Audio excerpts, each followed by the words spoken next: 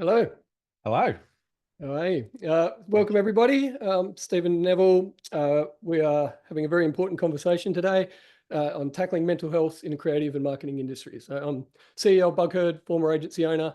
Thrilled to introduce our guest here, Andy Wright. Andy's the founder of Never Not Creative, an organization tackling mental health issues in our industry, and an author of the latest mentally healthy research study. Andy, welcome. Would you like to give a brief introduction to yourself and why your role in taking on such an important topic? Yeah, sure. Thanks for having me as well. So yeah, I have, like yourself, experience in creative agencies most of my life. So I actually have worked in some big agencies, started an agency, and actually I've ended up at a software company, and which used to be one of my clients, called Streamtime, which we do project management software for the creative industry. And then in my spare-ish time, I run a non-profit called Never Not Creative. And I guess I came to it because, having spent so much time in the industry and seeing what was going on around me, as well as being diagnosed with my own mental health challenges, I saw an opportunity to go, well, maybe I've got a little bit more time on my hands in terms of I'm not chasing projects all the time, and I run a software business that has recurring revenue, which is quite nice. Interesting model for the creative industry. And it gave me the chance to go, well, let's take some of the learnings from the past and see if I can start something to address some of the issues that exist around mental well-being in the industry. And so that started with doing a big piece of research called Mentally Healthy, which we've done 4 waves of now since 2018. And it really helped to kind of give a good quantitative and pretty robust understanding of the situation of mental health in the industry. So whenever we do that survey, we normally get close to, if not more than, 2,000 respondents, and which is a good sign of kind of how important the topic is, but also has given us some really rich research to then be able to develop initiatives off as well. And so more and more these days, my 2 roles kind of blend. So Streamtime is project management software, but we are looking at how we can bring in well-being information around how people are feeling about the projects that they're working on, and how they then bring that into making decisions that may or may not affect profitability and productivity, but thinking about all that stuff at the same time. So lots going on, and that software is called Streamtime, which we won't talk about anymore. But I think it helps give a bit of background because it understands we can see so much data in terms of what is going on in agencies alongside just the industry when it comes to mental health. Yeah, great. And I think for context as to why I thought this was a great conversation to have is that we we both deal with agencies. We're both former agency people, and there is a lot of language often around it is about productivity and profit all the time. And the other important thing, which contributes to productivity and profit as well, is how people are feeling and about their workplace and and mental health. So I always thought when we spoke originally, I thought it's a very important topic. And so thank you for joining us. So a couple of quick housekeeping before we get into it. Questions, if we have any, put them in the Q&A. We'll have some time allotted to the end, but if we can fit them in as we go, we will do that as well. So, all right, let's get into it, Andy. So your latest Mentally Healthy 2024 survey found that many markers of mental health in our industry are poorer, say, than the general population. So I guess this is a starting point. What do you think is driving that? Yeah, I think there's a lot of there's always been the nature of the work. So there's a few things, right? There's personal elements to the work, which is like, if you're a creative, a lot of yourself goes into your work. It's not like you're just kind of creating something, handing it off and going, I can move on. You're constantly assessing, well, was that the best it could be? What does that say about me? And so I think there's a lot of that for creatives especially have very strong attachment to their work. The other part is that the business model is challenging at the moment, when you've got technology coming in that suggests that things can be done quicker. And a lot of agencies have time and materials models, which means that when you send your quotes off to your client and they say, hey, you should be able to do that quicker, or it should cost less. And then you say, oh, yes, okay, we can reduce the budget. Then you're still spending the same amount of time usually, but without, you might have said you're reducing the scope. But again, with that bit of like, this has to be the best it can be, and this is what it says about us, you probably still put all the same amount of time and effort in and you get paid less. So there's that, which is a big part of what happens and contributes to that. There's also, I think, the professionalization of agencies, in that we might not often put in the amount of work into training and development that is necessary for people to progress. So, you will often find in agencies that people are promoted because of how well they've done at one job, not necessarily how well they're going to do at the next job, especially if that next job means managing people. And so there's not a lot of leadership training, for example. Yes. Then there is also the fact that, it shouldn't be ignored, that a lot of agencies are run by people who look like me and you, and therefore might not have the full understanding and experience and empathy to be able to understand what's going on for other people, and to be able to kind of have a more diverse perspective on how to support those people as they come up through their careers. So that's just some, and it's just one question, so I'll probably stop there. Yeah, no, it's very interesting. So I guess as lead into next, so what are the most pressing challenges you see that in our industry, both as leaders, managers, team contributors, should be aware of and looking Yeah, out I for? think one of the things that was really, really quite astounding, actually, that came out of the last survey was that 70% of people said that they'd experienced burnout in the last 12 months, which is quite a significant number. And we were very surprised by that and that level of burnout. And I think I've also had discussions with agency owners since, and there is debate, and especially, and like people again that look like me and you, around, well, you know what, it's not as bad as it used to be when we're talking about burnout. Like people are coming to me saying they're burnt out, but I'm not making them work as hard as I did. And the thing is that it doesn't really matter. It's how the person is feeling, not whether you judge them on they're working as hard as you or they're doing the hours that you did.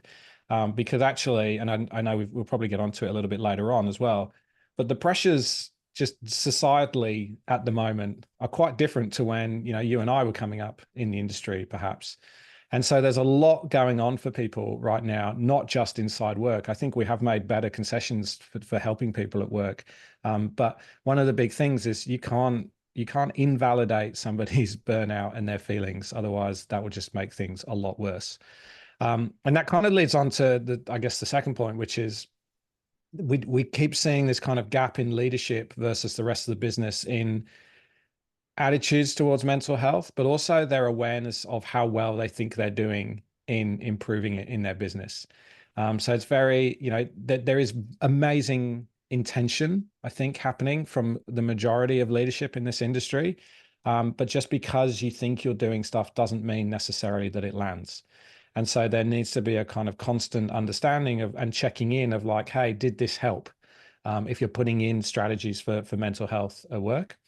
And the third part is walking the walk, because the other thing that leaders do is, and I would certainly be guilty of this as well, is that you'll ask people to do stuff and then you'll do the opposite, right? And you'll do the opposite because, again, usually good intentions. You don't want to put extra pressure on people, and so you take that on. But actually what they see is that to be able to get to the level that you're at, they have to do those things. And so the behaviors that you model and that people can see going on are what sort of sets the expectations for the rest. And one of the things that I kind of often joke about is I will often present results of the research to agencies. And I'm normally brought in off the back of like an agency town hall. And normally it's just after someone has been rewarded with like a Amazon voucher or a Coles or a Wesfarmers voucher for how hard they've worked that week, and the fact that so-and-so worked till midnight on this pitch and came in last weekend, so here's your reward. Well, it actually just says to everyone, hey, this is what we reward, and so this is what you do to get noticed, which obviously is not the behaviors that are conducive to better mental well-being. I agree with that. So just going back to that burnout question for a bit. So are there some practical, day-to-day strategies that people can implement or agencies can implement to lower that? As you just touched on, like modeling, people working on the weekends and kind of not doing that, not rewarding that behavior. But both from obviously the leader's perspective, but also for the team member, how do they approach that conversation with leaders? Yeah, I think like setting boundaries is probably the biggest one. And then having people agree to and buy into those boundaries. Like, hey, I have something that's immovable at 4 o'clock on a Thursday. And I just don't like, I can't compromise that. Where it might be a doctor's appointment, it might be a yoga session, it might be like whatever. It doesn't actually matter. If it's important to the person and it's like I have to boundary that, then it should never ever be stepped over by the business. Like at Streamtime, we always life first, no matter what. Yeah. Like, yes, clients are important, yes, customers are important, but actually your people and yourself are more important. And so, the world's not going to end. We're not saving lives. So that is a big one. And setting, obviously you need more than one boundary, but setting boundaries for yourself can really help that. And then having the company back them up is really important. I did this the other day, which was, I felt just, there was so much stuff stacking up, and I had this list of things that I knew I needed to deliver on. And I was like, and you're always terrible at taking your own advice. I took a day off. I didn't need to call it a mental health day, but I did let the team know that, look, I'm knackered and I need to take some time off. So I took the day off. I got a haircut, cut the grass. And I think I did a couple of other things. I picked up the kids early from school. And the next day I motored through stuff like you wouldn't believe. I was so productive. Stuff that had been sat on my plate for weeks got done in a day. And it's almost a little bit like if you ever do the New York Times Games app and the crosswords and connections and strands and all this kind of stuff, and you get stuck and you just put it down, you go away, and then you come back to it, and suddenly the answer is there right in front of you. It's that. And it's just like, we need to reset every now and again. And agencies don't do an amazing job of that, because as soon as you've delivered on one project, the next one's there on your plate straight away.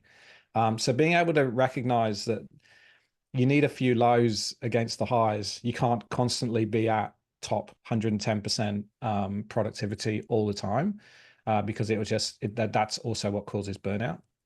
And then the final thing would be to ask for changes and flexibility in the way that you do your work.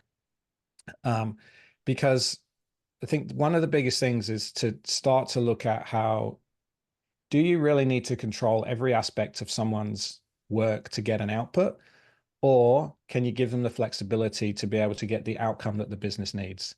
And if there's no compromise then on the outcome, how they do it can be given a little bit more autonomy and flexibility over. And there are some definite drivers that can help to improve people's ability to thrive at work, because if you're not getting those, the other part of burnout coming in there is like, you resent work and you don't see the reason why you're being asked to do things. And so if you're working all these long hours and you don't know why you're doing it, and you don't really know who you're doing it for, and you're just told to do task after task after task, that builds your resentment, and it builds to your kind of, I wake up in the morning and go, I just can't do it today. And that's essentially where you hit burnout. It's not just long hours.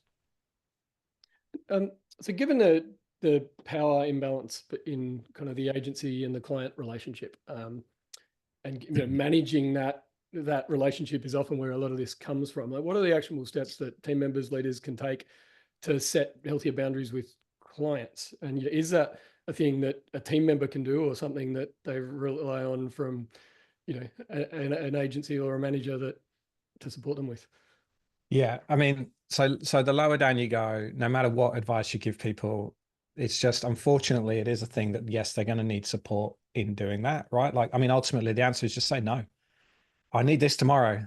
Or when that brief comes in at 5 p.m. and says they need a response by 8 a.m., it's completely unreasonable, and you can just say no. But if you're in a junior position, or you're in a position where you think you're below where you really want to be, you'll take that on and you'll go, I can do that. And not only will you take that on, you probably have to bring a few people with you. And so that effect hits them as well. So the biggest thing, I think, yes, is that leaders can go, hey, like, say no more often.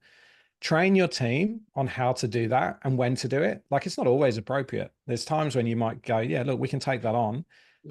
But at the same time, connect it to something that has a benefit to people. So there's often the idea that, you've got rush job rate card, for example. So you charge more for a job because someone's asked for it quicker, and it's eating into time. Well, then use the profit that you got from that to put back into your people, or to, do something with them, so that you can directly connect the benefit to the people, rather than just, oh, we charge more for that. And guess what? The agency banks that profit and everyone worked harder and didn't get paid anymore. And that's where there's this balance of injustice that can exist in the business, because it feels like everything that the agency is doing is for profit and people come second. So yeah, definitely more. I think the other thing you can do is look at things like a social contract. So that when you're starting a relationship with an agency, is just put some ground rules in of like how you're going to work together and how you respect each other and what you're good at and what the client is good at, so that there's some mutual respect. Management consultancies do this really well. I know some that actually just put a list of mutually agreed rules on a wall. And so whenever they're in a meeting, if someone's being a bit of a dick, they can just refer back to them, or making unreasonable demands and go, oh, I'm not sure that's what we agreed at the beginning. So it's actually then quite rational, not kind of personal and emotional. Yeah. How does locate? Like, we're all working in a very different way these days. So, we're both at home at this moment. We have an office, you don't. But like, how does location impact mental health? Because there was some interesting data in the survey. Yeah, it was really interesting. So for example, on the whole, and this obviously, you got to remember this data is generalized, obviously, but we see depression levels higher in people working from home, and we see anxiety levels higher for people working in the office. Now, it's not that surprising. You're constantly, if you've been forced back into the office, suddenly you've got people looking at you 24/7 versus being at home where you felt a bit more relaxed and you were a bit more isolated. But at the same time, that isolation brings with it lack of social connection. And so hence the depression is higher. So those things, not surprising. Probably the biggest thing though is the approach now to how, if you do have some sort of hybrid policy, how that is handled. So there's quite a few businesses that will be going, hey, you've got to do 2 days in the office or 3 days at home, or vice versa. And they call that flexible working. It's not flexible. It's just the new rules for where you're going to work and when. And also the worst thing about that is, this happened to someone I know the other day, and they were asked to make sure that they were coming in 2 days a week because it had been recorded that they weren't. And so there's this kind of like big brother thing, which is it's ultimately about trust. For me personally, COVID just showed that you can do work at home, you can be productive, and everything will get done. And like, we should have kept that trust, in my opinion. But the other part, and this, I guess it sticks with trust, is that the best levels of anxiety and depression are when you give people flexibility. And true flexibility means you choose how, when, and where you do your work. Doesn't mean that like it obviously it has to sit with the business and what the business needs, but it's not a blanket rule for everyone. It means that you're putting people first, and they can choose when and where they do the work. And also sometimes you can I know of creative businesses that make everyone come in because creativity isn't possible unless it's face to face. But I also know an amazing creative agency and I remember seeing the president of the agency, and I went past and I said, oh, I've seen your office quite a bit. There's never anyone in it. He goes, no, we don't need it. It's just for client meetings.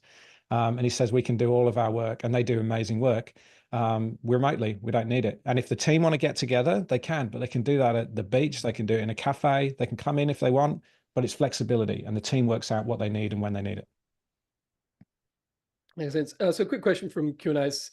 So even though us workers push back and senior management prioritize clients, prioritize clients above all often things, above all other things, want to do extra hours make you want to do extra hours. So how does the team member handle that if the clients, if the management is prioritizing client deadlines, effectively above their I mean, mental health? that's hard.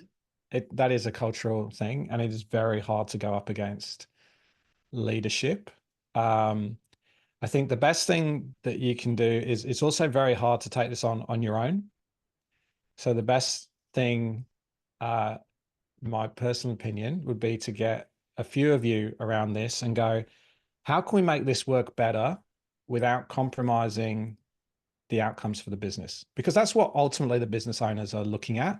And so rather than, the problem sometimes with the well-being conversation is that it leads to this belief, which is untrue, that everyone wants it easy. And so when you want it easy, you do less work, and that means a worse outcome for the business. It's not the case. You know, as I just said the other day, I got so much done when I had refreshed after my, day off. And that worked for me. It won't work for everyone.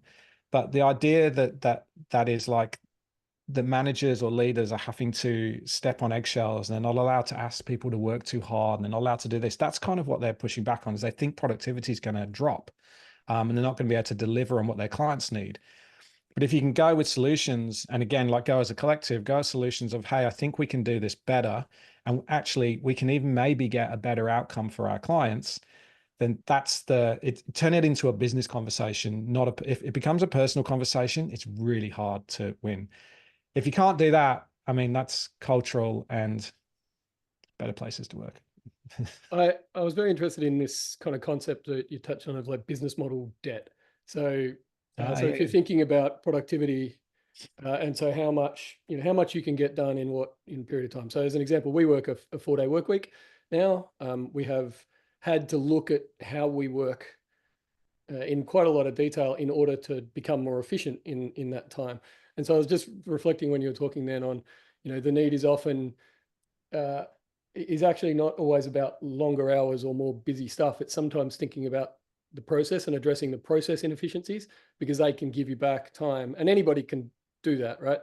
Anybody can have solutions to that stuff as well. Yeah. So where there's, how do I, oh no, how do I, I'll send it to you and maybe someone else can put it into the chat. But there's this book called Brave New Work. And they were the ones where I read about this idea of organizational debt. And it's like, if you're working in software, technical debt is a thing that happens all the time, because you've done something to get it into, just to get it out into the world, but it wasn't perfect and you want to come back and fix it up, and then you never do. And so you've got all this technical debt mounting. You have this all the time in businesses, which is like, hey, why do we do that? And someone will go, well, we've always done it that way. And yet, does it need to be done? Like how does it help us improve things? Does it help us make decisions better? Does it mean that we do something differently? It's like, no, often you will find it's just because we've always done it that way. And so that would be organizational debt. And if it means that someone's having to do that as a task and no one else is benefiting from it, or only very few people are benefiting from it, then you can question whether you still need it in the future, or whether it can be done better, which might free up time, free up mental kind of load for people. And it can be quite freeing. But there's a really good book called Brave New Work by Aaron Dignan that's one of the many things that they talk about in that book. Yeah, I was reflecting on it because it made me think about, we have a few processes that certainly Marina, who you've met, our marketing manager, would know that those processes, I can see, and when I was reflecting on this, like they impact her mental health, like in terms of her well-being, because it is putting her under stress because those processes are not resolved for her. So her job is more challenging. She has to put more time into it. And it's, Marina, I'm sure you're listening. We will be taking that on because I understand the downstream impact of that. It's so I was in an AI presentation the other day, and I think it kind of, in a way, it's linked to this, which is when things become overly processed, you're not encouraged to think for yourself. And a lot of our reward at work and the satisfaction that we get at work is from problem solving and creating solutions, and especially in the creative industry, right? But if everything is outlined as to what you have to do at every single stage, and then if you go, oh, well, actually AI can do that, all you have to do is just prompt it, we just lose a complete level and ability to start to critically think, to creatively problem solve. And everything's just laid out. And guess what? We actually became the machines, not, the machine. And so it means that the reward and the meaning and the purpose gets taken out of your role. And so, like, what have you got left if you haven't got that? Might be a bit too philosophical, sorry, but it made me think the other day. It was just like, oh yeah, AI is great, but what if I've seen my kids will go, oh, Duke, my son is 11 years old. He goes, I want to start a business, Dad. Okay, but he's got this idea. I said, yeah, but what's your marketing plan? I don't want you using social media. And so straight into ChatGPT, what's a marketing plan? How do I do it? Like, no critical thinking, no, like, oh, how might I get this business out to people? It's just done for him. I'll just bring it back because there is a lot in that. One of the things in the survey that I was interested was found a higher prevalence of neurodivergence in in our industry compared to not. I think it was almost nearly double. So as leaders, team members, what are some concrete actions we can take to create a more supportive environment for neurodivergence? Yeah, so I think the answer is kind of in the question in terms of the divergence part. It's recognizing that your team is made up of so many different people, and the way you work with that team needs to reflect that. So there's a lot of times when the things that we put in place, and that also have become the norm, suit a certain number of people. So for example, I've got, post-it notes over here, quite common on office walls around the country, around the world. But not everyone works that way, right? Like they're the output of some sort of workshop that you've probably had where everyone is encouraged to get up, walk around, discuss, put stuff on the wall. For some people, that's highly uncomfortable.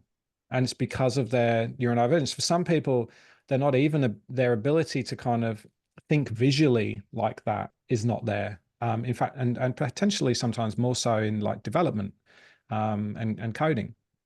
And so what it really means is like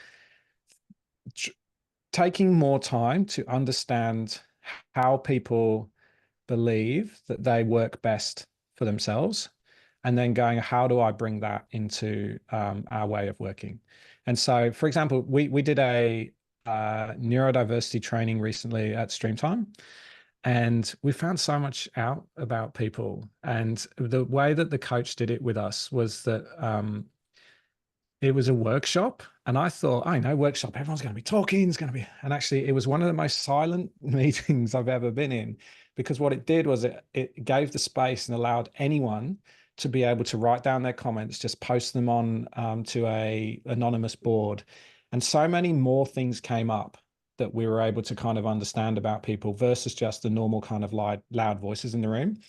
Of course, there's like an introvert extrovert part to that, but it's also about how people process information and how safe they feel in being able to put their ideas up. Since then, we've noticed we'll have stand-ups on a Monday, which we do over Zoom. The amount of chat usage now for stand-ups has increased tenfold. And it's because people who don't feel like they want to interrupt or kind of take over the conversation, they'll just stick something into the chat, and there'll be like another stream of conversation going on there. And that often will then spill into the main conversation, or not main, the other conversation. And it just shows that we're able to kind of bring more of the team into those discussions versus just, the 3 or 4 that might dominate it. So it's thinking about a lot of that kind of stuff, and thinking about, don't see neurodivergence as a, oh my God, how do I deal with this? These people, I'm not going to be able to give them what they need. Allow them to tell you what they need, and then help them do it, because it's like superpowers. I've got people on my team with ADHD who, if I've got a certain type of project, I'll give it to them because their level of detail and focus to be able to go really, really deep on something is incredible and better than anybody else. And so I know that I use them for that. And that's like just understanding the skill set of anyone in your team to be able to get the most out of them. That's very interesting. I'm conscious of time, so we'll kind of try to wrap up a few questions and get to Q&A. One of the kind of core things you touched on in the research is around job clarity, and also how that, so what someone's clarity around the role that they have to do, and also how that kind of impacts into remuneration as well, and whether you feel rewarded for the job, and the impact of both of those things, if you don't have it, is quite negative. So can you talk to us about some kind of tangible steps around performance management, career progression that agencies can use to improve that process? So there's a model which was developed by Curtin University and something called the Future of Work Institute out there, and it's called the SMART work model.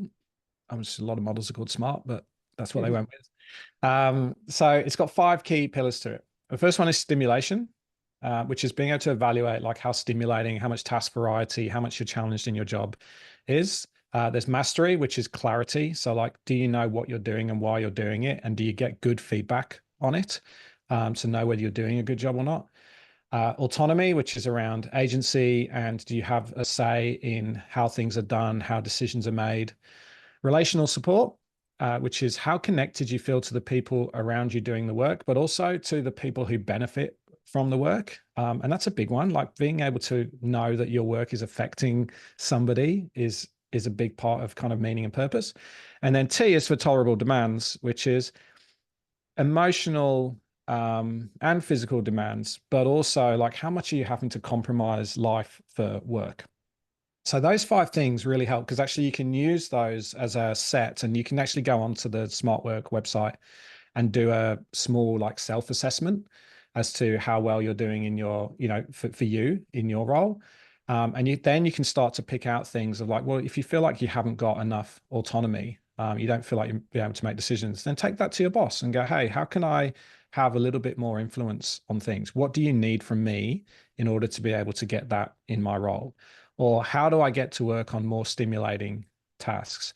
Or, hey, I've been working on this project for a year now and I've never met the client or even any of the customers that the client sells to. I just don't know who I'm doing this work for. There's just a very quick story. There was a piece of research done with a call center for charities, and half the people who worked in the call center were taken out to see the patients that benefit from the charity's research, and half the call center was kept in the office. And I think the call center that were taken out and got to meet the people they're actually raising money to help improved their fundraising by 40%. And it's just as simple as that. Like you're connected to the people you're doing it for. And I think we could all feel that. So yeah, that's one of the big parts. There's lots more research around, if you just search stuff up around job demands and work design, there's some really good stuff that you can do in that space. Yeah, it's super important. So I guess to wrap up, what are the kind of top 3 things that people can do today to improve, mental health outcomes in their workplace? So from both, I guess, everything from leaders down to the, the contributors as well. Because I am conscious also, we touched on a lot of this requires leadership support so much, right? And so there is still that what as leaders, we've touched on a bunch of things, but how does the individual also help themselves? So well, let's just focus on that one then, because we have done a lot of stuff around leaders. So in terms of helping yourself, you understand yourself better than anybody else. And so it's like anything at work. If you have a challenge, if you go to your manager with just the problem, there's not much they can do. Like we'll know as managers that the best thing you can do is come with a problem and a solution. And then it might not be the solution, but at least then you've got something to chat about. And when it comes to mental well-being and how you kind of feel at work, like try and bring some sort of solution as well. It's very big especially for neurodivergence or any diagnosis, is to go, hey, I want you to know I've got this, or, when something happens, I feel like this. But then come with some sort of solution as well. There is a certain amount that does come onto the individual, and it's because you know better than anybody else yourself. So if you're having those conversations, come into them with, hey, I suffer from this, or I experience this when this happens. But as a result, I would like to be able to do this to be able to overcome it.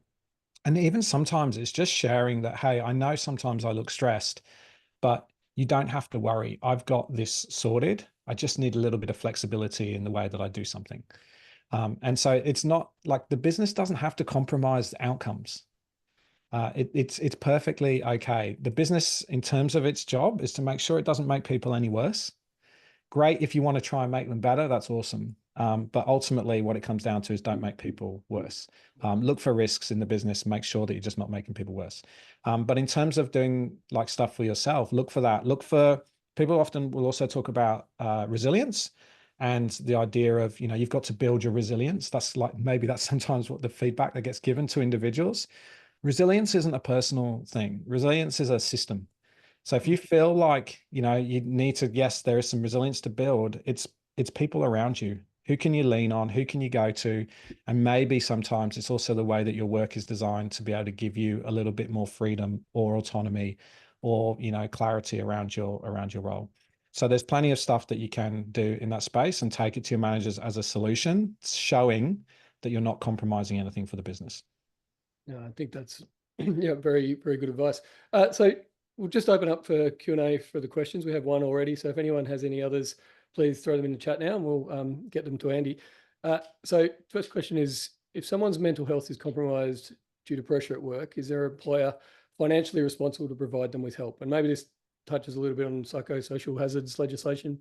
But, I mean, I'm not a lawyer and I can't give legal advice. Like I said, the piece around are they financially responsible? I think what they have to do is provide reasonable adjustments for people at work. And some businesses will have a employee assistance program. And so that is, you know, that's something that then they can provide psychological support, you know, so you can book sessions with a counselor or a therapist. Whether they're required to be honest, I don't know whether that is a requirement. But I do know that they're meant to make reasonable adjustments, give people the time off, bring them back into a situation that has been improved. But it's kind of table stakes now. A lot of people will help, and if the business is good, it will probably provide some of that support for them as well. Yeah, it goes back to some of the things you said earlier as well about the transparency of the conversation, that everybody knows and has talked about support structures and, you know, kind of understands what's going on, I think as well. So another one lead into another question, which is, I guess, the reverse of that, I guess. What happens when you have someone on the team who is, you know, continuously away due to mental health? Like, how do you, yeah, it does have an impact on the workplace and the team around them. Like, how do you manage that conversation as a manager and team member? Yeah, I mean that's another tough one. I guess it's understanding whether that is if it's because of the work or whether it is a personal, you know, condition that's like pre-existing, like it's because of something else that's happened in their personal life. I mean, from that perspective, it's like anything else. If someone had a, you know, disease or a life-threatening illness, the company will have policies around how you support them. And this is where, look, like I think the business then has to make a decision to go, well, how do we ensure that other people aren't affected by that in terms of workload? And that's where the business will make a decision around what it chooses to put first. So if someone's off for a serious amount of time, then yeah, you've got to realign resources, or even, you know, you may need to hire some temporary help in that area whilst the person gets through what they need to get through. In terms of anything that's like really, really, really long term, then there's probably advice, you know, professional advice and legal advice that should happen around that. But I think one of the interesting parts of this is how the business responds to this really sets out not just for that person, but how other people might be treated in the same situation. And so that's a big inflection point that will send a message to other people. We have in our business, we've had people, it wasn't mental health related, but it was illness related, who were pretty much off for a year. We paid them all the way through. We looked at how we could reduce workload for other people. Ultimately, it's like, are you going to put your people first? And if so, then even things like clients will come second. Yeah. So yeah, but everyone's different, and it's certainly a tough one. I do think there's a trend I'm hearing in your responses, and certainly the way I think is that it is important to find employers who will support you through, you know, and support kind of, you know, not making you work around the clock and Yeah. You know, and will listen and things. And, you know, we both, you know, care about this topic as examples, and just that there are employers out there who do and will, you know, do their best to create the best environment possible. And then there are others that don't. And sometimes that is part of the assessment that needs to go on. Final question. I work in a team who is happy to work around the clock, but that's not something I can do. There's this in Australia, we have a right to disconnect law now.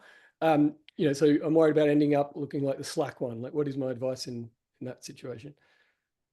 Yeah, it's so hard. I've probably even driven, like years ago, this kind of environment. Like we worked in an agency, which was just like, it's that thing of like everyone's scared to leave. just because of the unwritten rule that you're letting everyone down by leaving early. And then you get people staying in the office that aren't even doing work or contributing. They're just there for moral support. Yeah. So in terms of, I think what can you do in this situation without looking like the slack one is just show what you've, like, prove what you've done. Unfortunately, like, part of this is standing up and just going, hey, here's what I've contributed today. And, you know, if is there anything, like, I can't stay behind, I have to finish now. Is there anything you would like to leave for me for tomorrow?